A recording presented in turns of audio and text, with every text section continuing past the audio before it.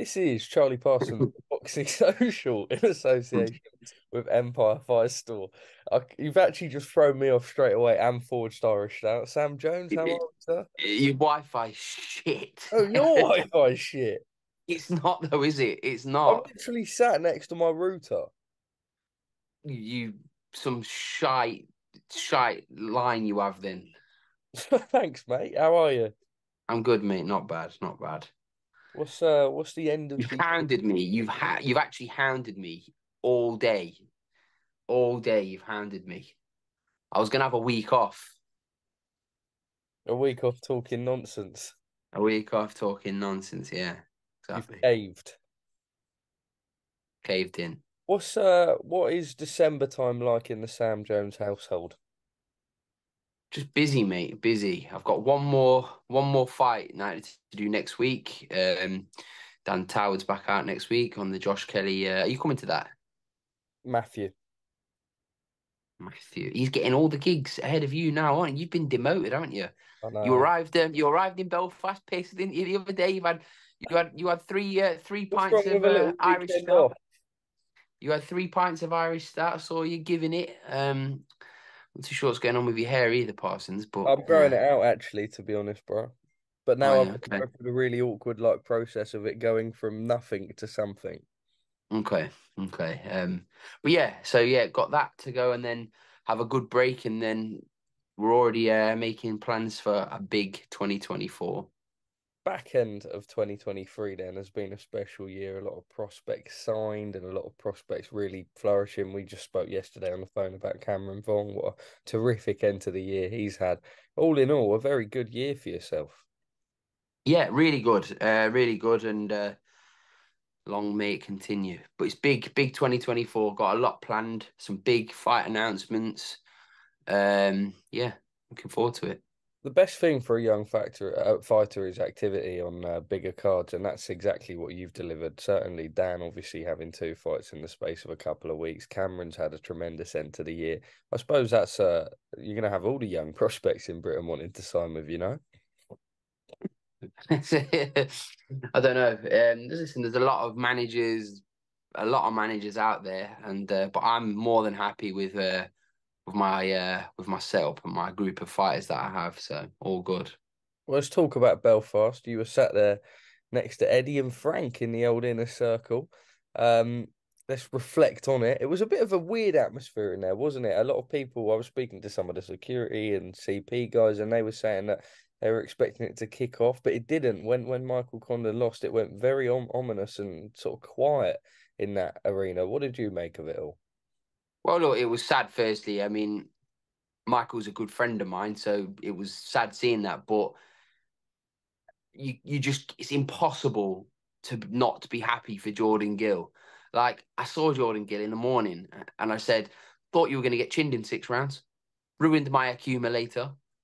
But you could not be. It's not. You can't not be happy for Jordan Gill. Like if Jordan was boxing any other person, I would have wanted him to win. Get on really well with Jordan, but he did the business, didn't he? I mean, we can talk about Mick. I think I'm not sure what Mick's gonna do, but like he's earned the right to do whatever he wants if he wanted to carry on. But Mick wants to box at the highest level, so I'm not sure what Mick will do. It was just sad, but like I say, happy for Jordan Gill. Happy he's going to earn some get a big payday in his next fight. Couldn't be happier for him. He came out after the fight and said that there was a point this year where he tried to take his own life and talking Yeah, about perseverance. That was mad, wasn't it? yeah, awful listening to that. But at the same time, it just shows that you can turn your life around. You can turn your life around, and there is hope when you are feeling. Because there's a lot of men and women, but there's a lot of men that get into that position where they're struggling between the years. They're really struggling, and like Jordan, like it was actually honestly, it was so sad listening to that, but at the same time, it was quite powerful. What he was saying, like you can turn your life around. Things can be seem that there's no way out, and then there is a way out. And fantastic from Jordan Gill, and what a role model and inspiration he is. Well, this week, big one. Devin Haney versus Regis Prograis for the WBC title. Devin A side in the fight with Regis the champion, but you sort of get why what he's done at lightweight. Goes into this fight as a favourite. Obviously, last time round some question marks with Regis about sort of closing the distance with his opponent in Zaria. What's your thoughts going into this weekend? Um, it's a hard one really because I would love Regis Prograis to win, if I'm honest. I'd love to see him win. I do think Devin Haney's the favourite because of his style, but I do think Regis could cop him one. I think he could clip Devin in the fight, and we'll see. It'd be very interesting to see because Regis is a very big puncher and he's very strong. I know he's coming off a below par performance in his last fight. And let's see. But I'm really looking forward to it. Really looking forward to it. Well, we've got the day of reckoning just getting closer and closer. They had some filming shoots last week. I want to pick You've up missed a out. You've couple. missed out Sonny against Bam. I'm more looking. I'm going to ask That's you about Sonny against Bam. Don't worry, I've got yeah, a but list here. you've I've gone got a from list here. no, you've not done it in order. That's his I'm poor not doing it in journalism from order. you. Whose order is it? Is it This is your poor order or is journalism it from mine? you. You've Well, literally how's it gone poor from journalism? you've gone from Yeah, the this fight week. that's happening this week Yeah, yeah, to the yeah. day of reckoning on the Yeah, yeah, 23rd yeah. to come Because back to December the because 16th, but if Parsons. you okay, if you let me articulate my point, I have to ask you about the news surrounding the Day of Reckoning that's come out in the last 2 days. What's happened in the last 2 days? Well, then, if you let me ask my question, you would have found out. No, I'm not into that, Parsons. You've slipped up there, but yeah, go I've on then. We'll go slipped back to up. front then. Scandalous. We'll go back to Scandalous. front Like, then like we're this. not We'll going go in back a to front. We're roundabout. coming out with some points from 2 days ago, Samuel. Eddie Go Hearn had on. a heated conversation with Jarrell Miller. Have you seen this on your Oh, timeline? yeah, but that's boring news, Okay, well, I'm Parsons. going to ask you anyway. He came up to me and said, "Oh, you're scared now." I went, "I'm not effing scared of you. I know what you did." He went, "Why didn't you back me like you backed Conor Benn?" I said, "Because I don't believe you." And he said, "Well, next time you're in New York, I'll have someone pull up on you." And he said, "Go F yourself." Right. For starters, I don't think Eddie would have spoke to him in that kind of manner Oh, because Jarrell Miller would just squeeze Eddie in. Do you know what I mean? So it's not like that. But I do think there is animosity there. But listen, Jarrell Miller's a big 24 stone man. Like you're not going to speak to him and tell him to go fuck himself. Eddie obviously had a quick look right and left to make sure the security was there, if that is the case. But look, Jarrell Miller is on the same card as Anthony Joshua again, and it's the same. He's on the same show that I mean, Jarrell Miller posted that some bad stuff about Dimitri Salita. Like this is the day Dimitri Salita got beat up by Amir Khan. So I don't know what is actually happening with Jarrell Miller promotionally, but all I know is he's on that show. So let's see it. and then just on the other one that's come out from this week, Deontay Wilder has claimed that Eddie Hearn does still not want the Anthony Joshua fight. He don't want that fight because he's not confident in his product. Joshua is the only money-making fighter that Matchroom has. They don't want to see their business fall to the likes of me, someone that can end someone's career. Quite we saw like a couple of weeks ago they posted that selfie together. That's like probably as vocal as Wilder's been. Um, who knows? Like genuinely, I've never spoke to.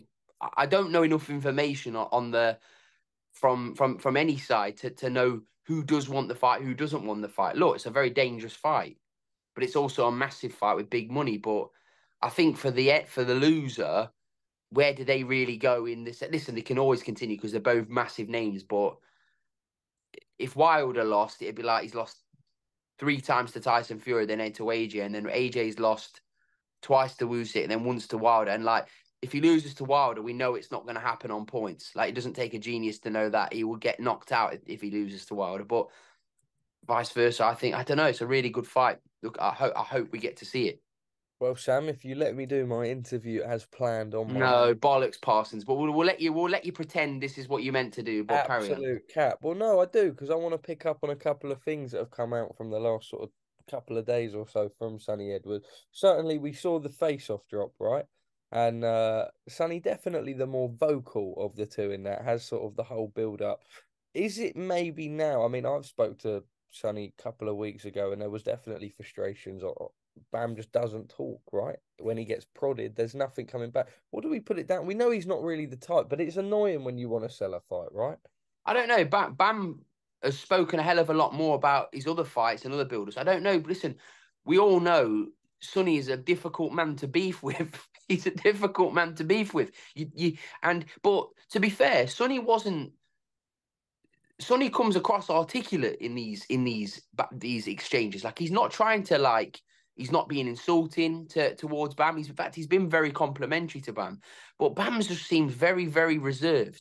Whether that's just him getting into the zone or not, but Sonny wants to engage. He wants to promote his fight. It is a massive fight, and it's one of the fights that I'm probably more looking forward to Bam against Sonny than I am Regis against Devin. I really am. I think it's just a clash of styles. Yeah, and it's absolutely fantastic. I mean, listen, whoever wins that fight, I think Sonny's going to win the fight, right? In a majority points decision. I think one judge will I don't know. We'll just try it that day. Yeah. We'll try it that day. But listen, I think Sonny wins the fight. But regardless of who wins the fight, they both need credit because a lot of times in boxing now, fighters are kind of trying to swerve each other and they're not making these types of fights. But Sonny, especially Sonny's gone right for him and said, look, whether it's Martinez or whether it's Bam Rodriguez, I want the biggest possible fights. He's chasing legacy and not wanting to pad his record out. I think it's brilliant. But going back to what you were saying, it is difficult. And like Sonny, no matter what anyone says, did 4,000 tickets in the Sheffield Arena in his last fight against somebody nobody's ever heard of. This fight, I'm not sure sold very well. No, But so that's actually what I was just going to pick up on. I mean, he's sort of saying that one, if it it's not his fault. It's oh, not cool. Sonny's fault, is it? It's Absolutely. not. But he's frustrated because when they first spoke about the fight, they said they'd come to England, they'd take it. It's now ended up going to Glendale. Like Sonny's tweeted, he's never even heard of Glendale before this fight, sort of thing. Like, you have to, I suppose, look, it's gone to Bam's backyard, right? That's on you to sell the fight, no? Yeah, listen, this is what I mean. So really, Bam should be the one pushing the situation because if the arena's empty in there, don't blame Sonny Edwards for that. It's down to Bam. Listen, in boxing nowadays, you do have to sell a fight. It's not just the case of turning up to a fight and boxing and whether people say, oh, what's this twit on about? That's just a fact. You have to sell the fight, especially a fight of this magnitude. It's a fantastic fight. It's a unification fight. And there's a load of Brits on the undercard as well. I'm really looking forward to. Yeah, Junaid really looking Boston forward. takes a step up against an unbeaten opponent. Now, he's got a magnificent story. He was released by Queensbury without even having a fight when they signed a load of fighters over lockdown. Junaid Boston. Was he? I never I knew know that. that. No.